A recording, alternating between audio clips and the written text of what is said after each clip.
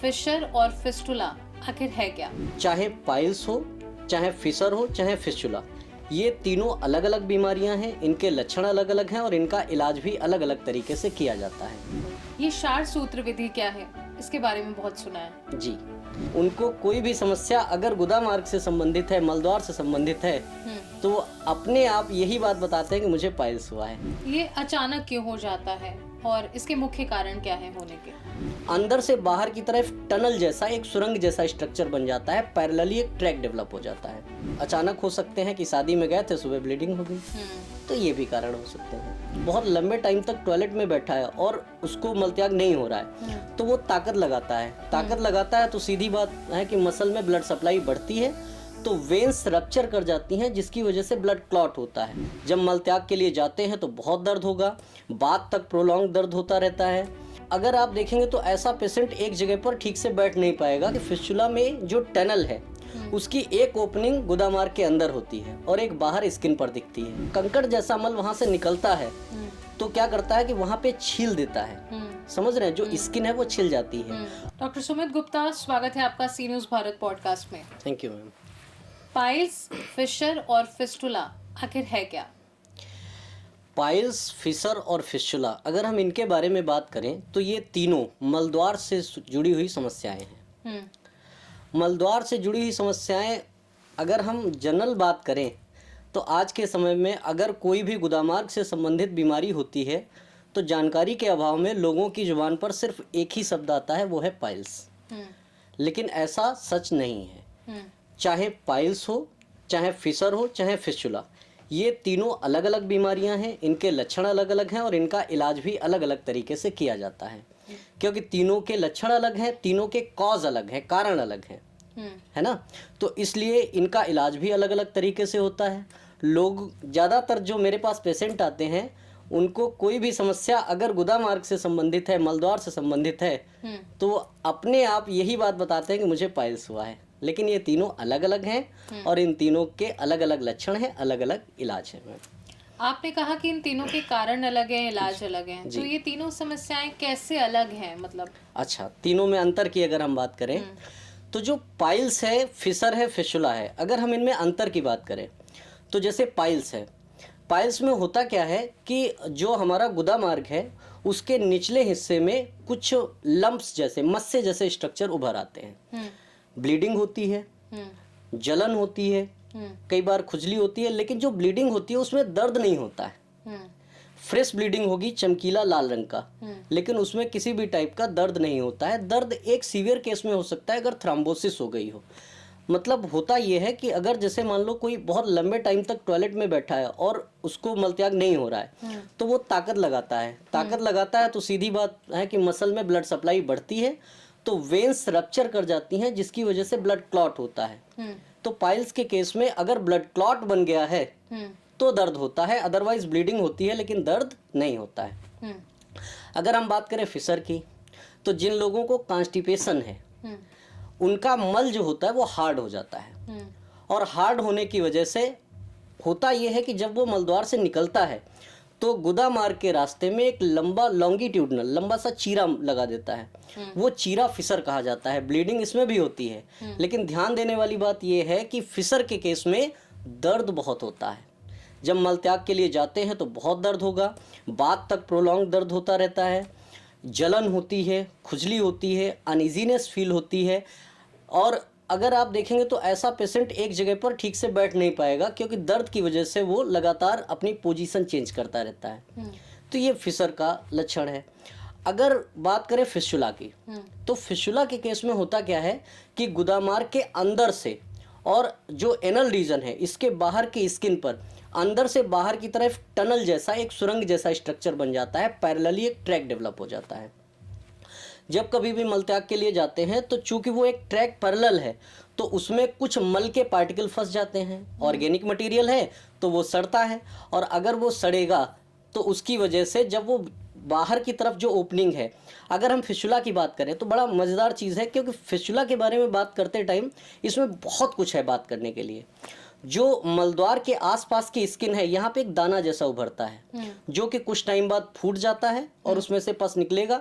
कुछ दवाएं आप लेंगे वो ठीक हो जाएगा, लेकिन कुछ दिन बाद फिर वैसे ही होगा कि वो स्वेल करेगा, फिर फूटेगा, फिर पस और बदबूदार पानी निकलेगा। होता क्या है कि फिस्टुला में जो टनल है उसकी एक ओपनिंग गुदामार्ग के अंदर होती है और एक बाहर स्किन पर दिखती है। तो वो जो इंटरनल ओपनिंग है जो अंदर है गुदामार्ग के, वो ठीक जब तक नहीं होगी तब तक फिस्टुला ठीक नहीं हो सकता। तो तीनों एक दूसरे से अलग हैं। पाइल्स के केस में मस्से डेवलप होते हैं, फ्रेश ब्लीडिंग होती है लेकिन दर्द नहीं होता। फिशर के केस में दर्द होता है, काफ़ी दर्द होता है, पेनफुल कंडीशन है और ब्लीडिंग होती है, जलन होती है, खुजली होती है। फिस्टुला के केस में जहाँ पर एक्सटर्नल ओपनिंग है वहाँ पे रेडनेस रहेगी, जलन रहेगी, खुजली रहेगी, दर्द रहेगी और वहाँ से बदबूदार पानी जैसा पस जैसा रिसाव होता रहेगा। ये तीनों में बेसिक अंतर है। ये अचानक क्यों हो जाता है और इसके मुख्य कारण क्या है होने के? अचानक होने की बात ऐसी रही कि स्वस्थ व्यक्ति बीमार होने से पहले तो स्वस्थ ही होता है।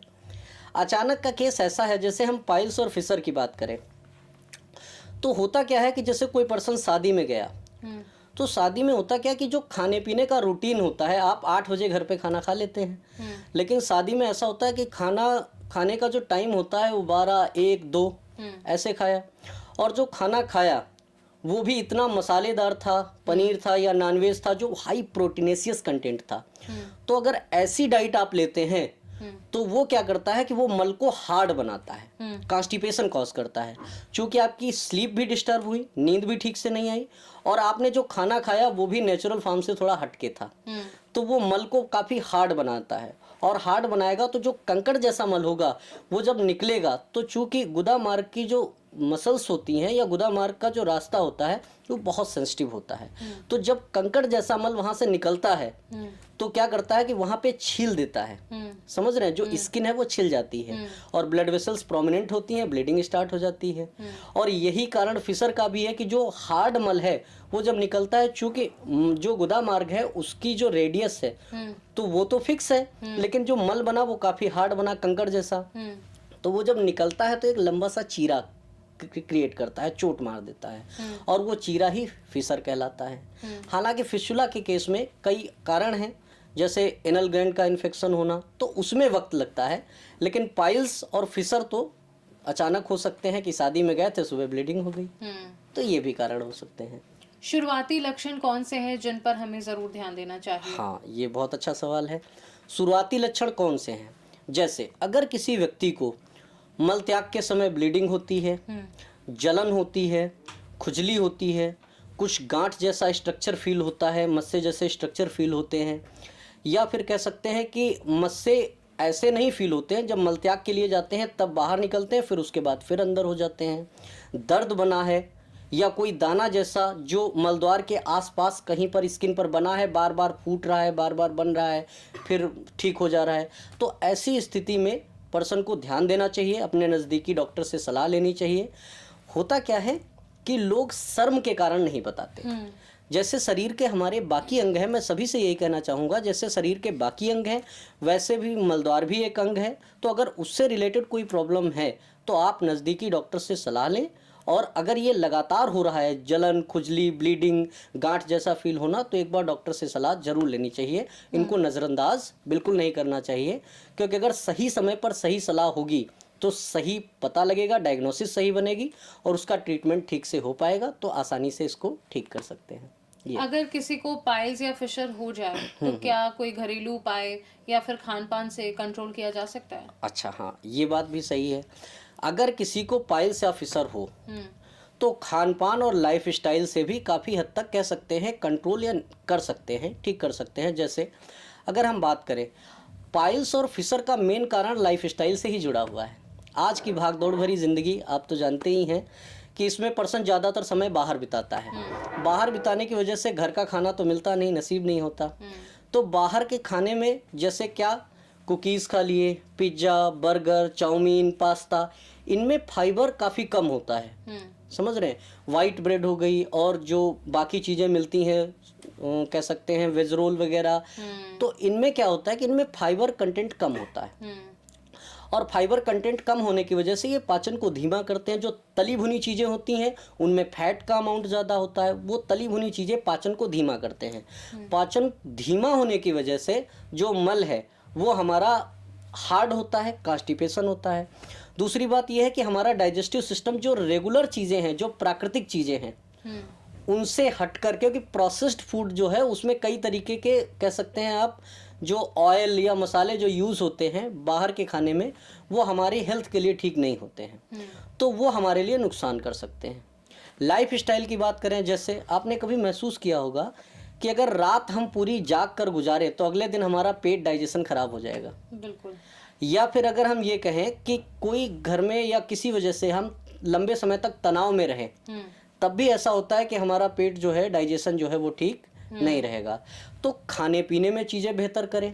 अब सवाल ये उठता है कि क्या खाएं। जैसे हाई फाइबर वाली कंटेंट खाएं, फ्रूट्स आप ज़्यादा से ज़्यादा लें, उनका डाइजेशन बहुत इजी होता है। जो भी मौसम में आ रहे हो वो फ्रूट्स आप ले सकते हैं। आप जूस 1 गिलास ज़रूर पिएं। दलिया या खिचड़ी खा सकते हैं, लेकिन उसमें 1-2 चम्मच घी डाल के खाएं ताकि वो जो चिकनाहट है वो बनी रहे। आप क्या कर सकते हैं कि जैसे 15 दाने मखाने के, 15 दाने किशमिश के और 3-4 दाने अंजीर के शाम को भिगा दें, सुबह उनको चबा चबा के खा लें। सुबह भिगा दें, शाम को चबा चबा के खा लें। उससे पेट साफ भी रहेगा, पोषण भी मिलेगा और भी कह सकते हैं बहुत फ़ायदे रहेंगे। और नींद प्रॉपर लें और अपने खाने पीने का विशेष ध्यान रखें। तो अगर लाइफस्टाइल हेल्दी रहेगी तो सीधी सी बात है हमारा डाइजेशन हेल्दी रहेगा। डाइजेशन हेल्दी रहेगा तो गुदा मार्ग से जो संबंधित बीमारियां हैं उनसे हम बचे रहेंगे। सीधी सी बात है। क्या दवाइयों से काम चल जाता है? और ऑपरेशन की अगर नौबत आती है तो कब आती है? हाँ, ये एक ऐसा क्वेश्चन है जो सबके मन में उठता है, क्या दवाइयों से ठीक हो सकते हैं या ऑपरेशन ही कराना पड़ेगा? देखिए, ये केस की सीवियरिटी पर डिपेंड करता है। जैसे हम अगर पाइल्स की बात करें तो पाइल्स को सीवियरिटी के अकॉर्डिंग 4 ग्रेड्स में डिवाइड किया गया है। जो फर्स्ट ग्रेड का पाइल्स होता है उसमें सिर्फ ब्लीडिंग होती है, कोई भी मांस या लम्प जैसा स्ट्रक्चर बाहर नहीं निकलता है। सेकेंड ग्रेड की अगर बात करें तो कुछ मस्से जैसा स्ट्रक्चर बाहर तो आता है, लेकिन वो अपने आप मल त्याग के टाइम बाहर आता है और अपने आप ही बॉडी के अंदर चला जाता है, गुदा मार्ग के अंदर चला जाता है, हमें कोई एक्स्ट्रा एफर्ट करने की ज़रूरत नहीं है। थर्ड ग्रेड की बात करें तो जब मलत्याग के लिए जाते हैं तो पाइल मस्से जैसा स्ट्रक्चर बाहर आता है, पाइल मास, लेकिन वो अपने आप अंदर नहीं जाता, उसको एक्स्ट्रा एफर्ट करके पुश करके अंदर करना पड़ता है। और जो फोर्थ ग्रेड का पाइल होता है उसमें पाइल मास बाहर आता है और बाहर ही रहता है, आपके एफर्ट के बावजूद भी वो अंदर नहीं जाता। तो अगर हम पाइल्स के फर्स्ट या सेकंड ग्रेड में हैं तो दवाओं से आसानी से काम चल जाता है, लेकिन अगर थर्ड या फोर्थ ग्रेड में है तो फिर उसको दवाओं से ठीक करना थोड़ा सा मुश्किल होता है। फिसर की बात अगर करें तो वो तो एक लॉन्गिट्यूडनल चीरा है, कट है। तो अगर वो एक्यूट है, मतलब जल्दी से हुआ है कॉन्स्टिपेशन की वजह से, मल के हार्ड होने की वजह से, तो आप कह सकते हैं कि उसको आसानी से ठीक किया जा सकता है अगर ठीक से कुछ दवाएं ले, अपनी लाइफ स्टाइल में बदलाव करे और कह सकते हैं कि टेंशन तनाव ना ले, कॉन्स्टिपेशन से बचे, तो उसे दवाओं से ठीक किया जा सकता है। लेकिन बात रही फिस्चुला की, फिस्चुला के केस में जैसा कि हम लोगों ने अभी जाना कि उसमें 2 ओपनिंग होती हैं, एक गुदा मार्ग के अंदर खुलती है जिसे इंटरनल ओपनिंग कहते हैं और एक गुदा मार्ग के बाहर एनस के आसपास के एरिया की स्किन पर ओपन होती है जिसे एक्सटर्नल ओपनिंग कहते हैं। इसको दवाओं से ठीक करना बहुत मुश्किल है। उसका कारण ये होता है चूंकि ये एक सुरंग जैसा स्ट्रक्चर है, टनल लाइक स्ट्रक्चर है, तो जब भी मल त्याग के लिए जाते हैं तो इसमें कुछ मल के टुकड़े फंस जाते हैं और जाएंगे तो फंसेंगे और जाना भी हर दिन है। तो जब भी आप जाएंगे तो उसमें कुछ टुकड़े फंसेंगे तो फिर वो निकलने का कोई रास्ता तो है नहीं, कई बार उसी में फंसे पड़े रह जाते हैं। वो जब डिके होते हैं, सड़ते हैं, तो उनकी वजह से इन्फेक्शन डेवलप होता है। आप दवा खाएंगे तो एक्सटर्नल ओपनिंग तो कुछ टाइम के लिए लगेगी, ठीक हो गई, लेकिन इंटरनल लगातार मल त्याग के लिए जब भी जाएंगे तो टुकड़े फंसेंगे तो वो इन्फेक्शन लगातार होता है, तो उसको दवाओं से ठीक करना बहुत मुश्किल होता है। तो फिस्चुला के केस में सर्जरी के बारे में ज़रूर सोचना चाहिए क्योंकि उसको दवाओं से ठीक करना बहुत मुश्किल है। और अगर पाइल्स के थर्ड या फोर्थ ग्रेड में है तो भी सर्जरी की ज़रूरत पड़ती है, उसको दवाओं से मैनेज करना थोड़ा सा मुश्किल होता है। काफ़ी हद तक लाइफ स्टाइल और कह सकते हैं खाने पीनों की चीज़ों अगर देखी जाए तो फर्स्ट और सेकंड ग्रेड में मैनेज कर सकते हैं, लेकिन थर्ड और फोर्थ ग्रेड में अगर बात करें दवाओं से तो उसे ठीक करना थोड़ा सा मुश्किल होता है। हालांकि नामुमकिन तो मेडिकल साइंस में कुछ भी नहीं होता, तो हो तो सकता है लेकिन थोड़ा सा मुश्किल होता है। बिल्कुल। ये क्षार सूत्र विधि क्या है, इसके बारे में बहुत सुना है। जी, क्षार सूत्र विधि एक बहुत प्राचीन विधि है। हम ये कह सकते हैं कि आचार्य सुश्रुत ने इसका वर्णन किया है। ये गुदामार्ग से संबंधित बीमारियों में बहुत उपयोगी है। क्षार सूत्र विधि एक ऐसी विधि है जो प्राचीनतम होने के साथ साथ, कह सकते हैं प्राचीन तो है ही क्योंकि पुराने समय पे आचार्यों ने वर्णन किया है, प्राचीनतम होने के साथ काफ़ी सरल भी है, काफ़ी कह सकते हैं उपयोगी भी है, और इसमें किसी भी तरीके का चीरा या ब्लड ऐसा कुछ नहीं होता। इसको ब्लडलेस सर्जरी भी कहा जाता है क्योंकि ब्लड निकलता नहीं है। एक भी दिन छुट्टी लेने की ज़रूरत पेशेंट को होती नहीं, क्योंकि बेड रेस्ट जैसा इसमें कुछ नहीं होता। और पाइल्स हुआ या फिस्टुला हुआ, इनके केस में क्षार सूत्र थेरेपी जो है बहुत उपयोगी है। इसमें कह सकते हैं दोबारा इन बीमारियों के होने के चांसेस लगभग ना के बराबर होते हैं।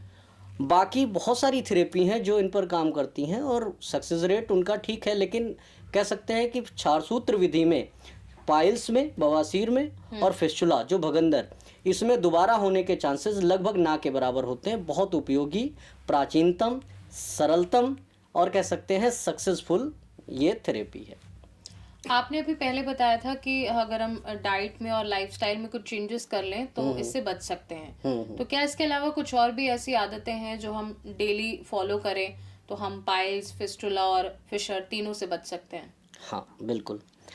अगर हम बात करें लाइफस्टाइल में चेंजिंग की, तो पहले हम खाने पीने से शुरुआत करेंगे, क्योंकि आचार्यों ने कहा है आयुर्वेद के अनुसार कि जितनी बीमारियां होती हैं उनका मुख्य कारण हमारा पेट होता है। क्योंकि अगर पेट ठीक नहीं होगा तो फिर बाकी शरीर को पोषण पेट से ही मिलता है, डाइजेशन के थ्रू, तो बाकी शरीर में कई प्रकार की बीमारियां अपने आप जन्म लेने लगती हैं। तो हम एक बार देख लेते हैं कि क्या खाएं क्या ना खाएं। अब पता तो सबको है, बस अमल करने की ज़रूरत है। पहली बात तो ये कि प्रोसेस्ड फूड कम से कम खाएं, जैसे पिज्ज़ा है, बर्गर है, चाउमीन है, पास्ता है, मैक्रोनी है, पैकेट वाला जो फूड है, तो इन सब चीज़ों को थोड़ा सा खाने से बचना चाहिए। पनीर है, नॉनवेज जो कॉन्स्टिपेशन कॉज करने वाले चीज़ें हैं उनको खाने से थोड़ा बचना चाहिए। अपना एक रेगुलर रूटीन रखना चाहिए, सोने जागने का एक रेगुलर रूटीन रखना चाहिए, क्योंकि अगर नींद प्रॉपर नहीं होगी तब भी ये बीमारी जन्म ले सकती हैं। नियमित व्यायाम करना चाहिए। डायबिटीज़ या HIV या ट्यूबरक्लोसिस ऐसी कोई बीमारी है तो एक्स्ट्रा ध्यान देने की ज़रूरत है। और कह सकते हैं क्या खाएं, अगर ये पूछें तो फ्रूट जो नेचुरल आहार है हम लोगों का, तो फल खा सकते हैं सभी प्रकार के, जैसे एप्पल हो गया, पपीता हो गया, है ना, ये सब फल खा सकते हैं। किसी भी कह सकते हैं किसी भी फल का जूस ले सकते हैं। मूंग, दलिया, मोटे अनाज ले सकते हैं। मैदा से थोड़ा सा परहेज करना चाहिए, वो बताया भी गया कि आंतों में चिपकता है जाके इंटेस्टाइन में, तो मैदे से थोड़ा परहेज करना चाहिए। मोटे अनाज ले सकते हैं, ठीक। और नियमित व्यायाम करना चाहिए। अगर स्मोकिंग या ड्रिंकिंग की कोई आदत है तो उससे थोड़ा बचना चाहिए।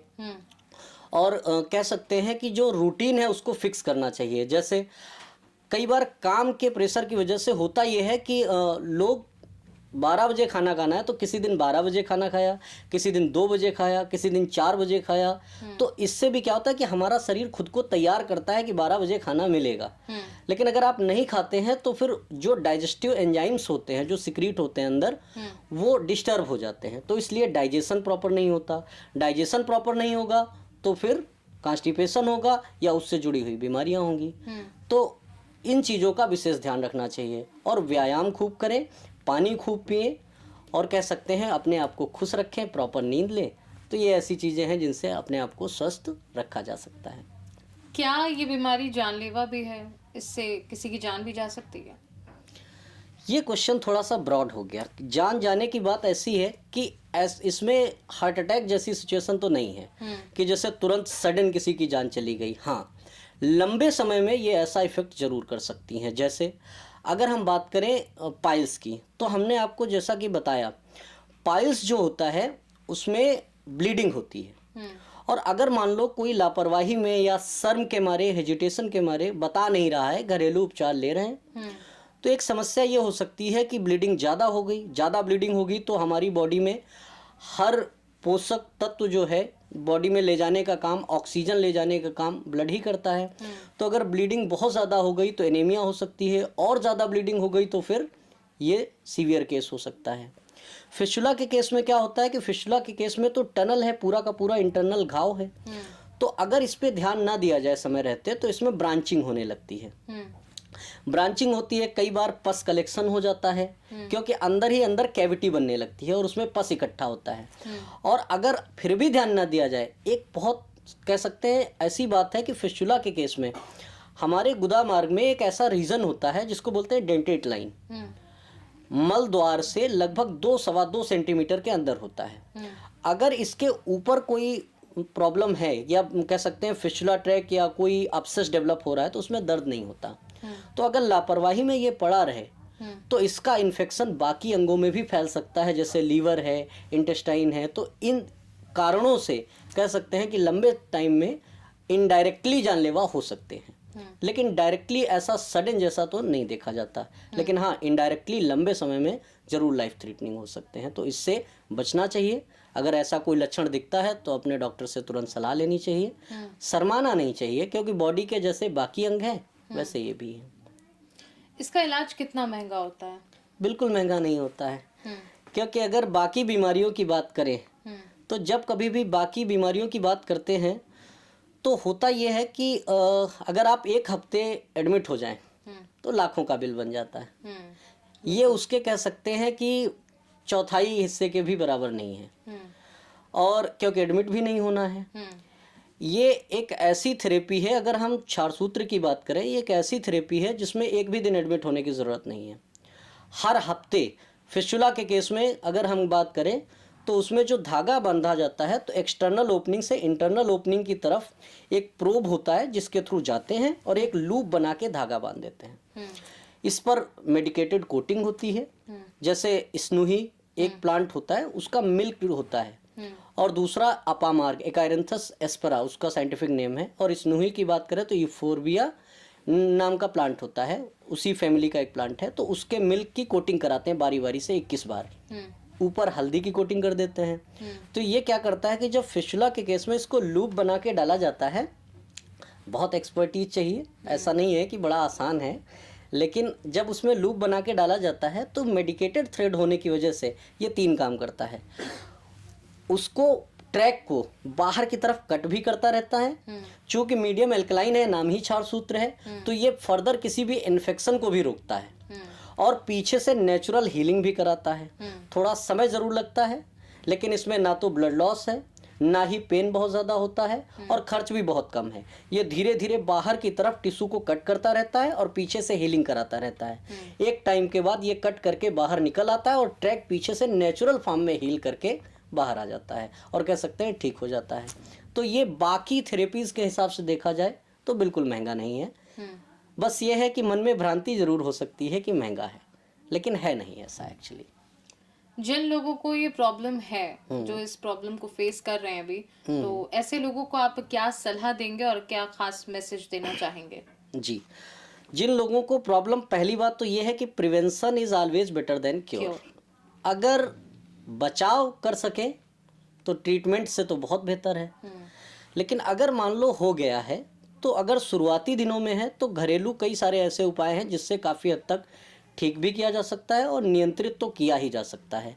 जैसे अपनी डाइट में जो अभी हमने बताया कि फाइबर युक्त डाइट लें, जैसे फल है, जूस है, छाछ है, इन सब चीज़ों का इस्तेमाल करें। पानी खूब ढेर सारा पिएं। तनाव ना लें, क्योंकि हमारी मर्जी से कुछ होता नहीं, जो होना है वो अपने आप होगा, तो तनाव का कोई कारण नहीं है। बिल्कुल। खुश रहें, प्रॉपर नींद लें, हेल्दी डाइट लें, नियमित व्यायाम करें। अगर स्मोकिंग या ड्रिंकिंग जैसी कोई आदत है तो ये भी, इसको भी कह सकते हैं अवॉइड करने की ज़रूरत है, क्योंकि ये हमारे ब्लड सर्कुलेशन को प्रभावित करते हैं कहीं ना कहीं। और अपने वॉक, रेगुलर एक्सरसाइज पे ध्यान दें। अगर कहीं पर कह सकते हैं कि ब्लीडिंग ज़्यादा हो रही है, या फिर कह सकते हैं लगातार पेन है, ईचिंग है, रेडनेस है और बढ़ रही है समय के साथ, तो एक बार ज़रूर डॉक्टर से मिलना चाहिए, जांच करानी चाहिए। अगर समय पर बीमारी का पता लगे तो उसके कॉम्प्लिकेशन से बचा जा सकता है, उसको आसानी से ठीक किया जा सकता है। तो मेरी तो सलाह यही रहेगी कि अपने स्वास्थ्य के प्रति ज़रूर सजग रहें, हेल्दी डाइट लें, व्यायाम करें, खुश रहें, प्रॉपर नींद लें। फिस्टुला बार बार होने की शिकायत क्यों मिलती है और क्या ये पूरी तरीके से ठीक हो सकता है? जी, बिल्कुल ठीक हो सकता है। अगर सही समय पर सही से इलाज लिया जाए, सही इलाज लिया जाए तो ठीक किया जा सकता है। बार बार होने के कई कारण हैं। जैसे एक बीमारी होती है जिसको बोलते हैं क्रोन्स डिजीज़, जो इंटेस्टाइन में कह सकते हैं डाइजेस्टिव ट्रैक्ट जो है उसमें स्वेलिंग आती है। स्वेलिंग आती है तो जो टिश्यूज़ हैं वो वीक होते हैं। वीक होते हैं तो ऐसे पेशेंट में, जैसे मान लो एक बार फिस्टुला हुआ तो वो ठीक हो गया ट्रीटमेंट की वजह से, चूँकि वो डिजीज़ बरकरार है जिसकी वजह से हुआ था, टिश्यू तो अभी भी वीक है, तो दोबारा हो सकता है। कुछ फिस्टुला का जो मेन कारण होता है, 90% से ज़्यादा फिस्टुला जिस कारण से होते हैं, अगर हम बात करें तो जैसे हमारे माउथ में सलाइवा सिक्रीट करने के लिए कुछ ग्लैंड्स होती हैं, सलेवरी ग्लैंड्स कहते हैं। वैसे ही गुदा मार्ग में कुछ एनल ग्लैंड्स होती हैं जो म्यूकस सिक्रीट करती हैं। तो जो मल होता है उसको लुब्रिकेट करने का काम करता है। होता क्या है कि जब कभी भी उन ग्लैंड्स के अंदर इन्फेक्शन हो जाता है तो मोर देन 90% जो फिस्टुला होते हैं वो एनल ग्लैंड के इन्फेक्शन की ही वजह से बनते हैं। कई सारे ग्लैंड्स होते हैं, तो अगर मान लो एक बार इन्फेक्शन हो गया तो फिस्टुला बना, ठीक हो गया। चूंकि ग्लैंड्स तो कई सारी हैं तो दोबारा भी हो सकता है। या फिर हम ये कहें कि जैसे किसी का फिस्टुला ठीक हुआ तो उसके बाद उसने जीवन शैली पर पेशेंट ने ध्यान नहीं दिया, वही सारी प्रॉब्लम्स जैसे डायबिटीज़ है या स्मोकिंग है, तो इसमें हमारा ब्लड सर्कुलेशन प्रभावित होता है। तो अगर ये आदतें बरकरार रहती हैं तो इसकी वजह से भी दोबारा हो सकता है। या मान लो फिस्टुला में जो भी सर्जरी ट्रीटमेंट लिया तो सर्जरी के बाद जो पोस्ट सर्जरी की केयरिंग होती है वो ध्यान से नहीं की गई, देख रेख नहीं की गई, हाइजीन मेंटेन नहीं की गई, मेडिसिन टाइम से नहीं ली गई, तो इसमें भी दोबारा होने के चांसेस हैं। या फिर कई बार ऐसा होता है कि फिस्टुला बहुत कॉम्प्लेक्स होता है, उसमें सिंपल ट्रैक ना होके हॉर्सू शेप हो जाता है, ऐसे सी शेप्ड, या उसमें भी कई सारी ब्रांचिंग, ओपनिंग, अब्सेस, कई चीज़ें होती हैं। तो मान लो किसी ने जैसे सर्जरी की तो सर्जरी के टाइम पर कोई भी कण अंदर फंसा रह गया, और अगर कण फंसा रह गया, चूंकि उस टाइम पर जब सर्जरी या कोई प्रोसीजर होता है तो कई सारी दवाएं चलती हैं, एंटीबायोटिक्स, हैवी एंटीबायोटिक्स, तो उस टाइम पर तो वो जो उसके कैरेक्टर थे वो सबसाइड हो गए, लेकिन वो पार्टिकल तो पड़ा रहा।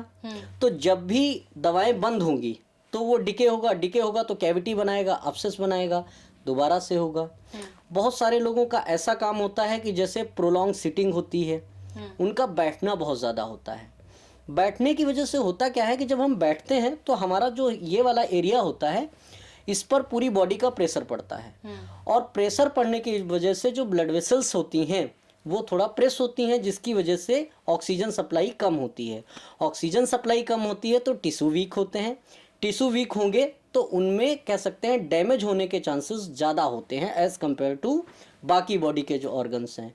तो इस तरह से कह सकते हैं कई बार लोगों में देखा गया है कि फिस्टुला बार बार होता है। अब रही बात कि इसको कम्प्लीटली ठीक किया जा सकता है, हाँ ठीक किया जा सकता है। जैसा कि आपने कहा कि क्षार सूत्र विधि के बारे में बहुत सुना है, बहुत सुना है इसीलिए क्योंकि ये बहुत ज़्यादा सफलतम इलाज है, सफलतम थेरेपी है फिस्टुला के केस में। होता क्या है कि इसमें समय लगता है। जब आप टनल जैसा जो स्ट्रक्चर है उसमें धागा मेडिकेटेड थ्रेड बांधेंगे तो ये धीरे धीरे कट करेगा, और आपको एक प्रॉपर टाइम मिलेगा कि बाकी चीज़ों को आप समय के साथ देख सकें, और जो अगर कहीं पर अदर भी इन्फेक्शन है तो वो भी उसी के साथ क्योर होता चला आता है। और जो चीज़ें जिनकी वजह से होता है वो चीज़ें अवॉइड करनी चाहिए। जैसे बहुत ज़्यादा टाइम तक बैठकर कोई काम नहीं करे, घंटे 2 घंटे मान लो बैठे हैं तो थोड़ा सा टहल लें। स्मोकिंग है या ड्रिंकिंग है या डायबिटीज़ है, HIV है या ट्यूबरक्लोसिस है, ऐसी बीमारियां जो हैं इनका ट्रीटमेंट ठीक से लेना चाहिए। अगर कोई सर्जरी हुई है तो उसके बाद पोस्ट सर्जरी के बाद जो केयरिंग होती है उस पर बहुत ध्यान देना चाहिए। चोट आदि से बचना चाहिए क्योंकि चोट भी इसका कारण हो सकता है। तो इन सब चीज़ों को ध्यान में रखते हुए अगर काम करें तो दोबारा होने से बचा भी जा सकता है और कम्प्लीटली ठीक भी किया जा सकता है। बहुत बहुत धन्यवाद डॉक्टर, हमारे दर्शकों से ये महत्वपूर्ण जानकारी साझा करने के लिए। Thank you. तो दोस्तों, जैसा कि आपने आज जाना कि पाइल्स, फिशर और फिस्टुला ये तीनों ही केसेस में आपको कौन से ट्रीटमेंट लेने चाहिए, कौन सी लाइफस्टाइल अपनानी चाहिए, किन चीज़ों से दूर रहना चाहिए और किन चीज़ों को अपनी लाइफ में फॉलो करना चाहिए, ये सब आपने आज इस पॉडकास्ट में जाना। और साथ ही साथ ये भी कि इसके इलाज से बिल्कुल भी घबराएं नहीं, हेजिटेशन ना करें, किसी भी तरह के कि अपने मन में भ्रांति ना लाएं जिससे आपकी बीमारी और बढ़ जाए। और साथ ही साथ महंगे इलाज की फिक्र से भी बिल्कुल मत घबराइए, क्योंकि अभी डॉक्टर ने बताया कि इसका इलाज बहुत महंगा नहीं है।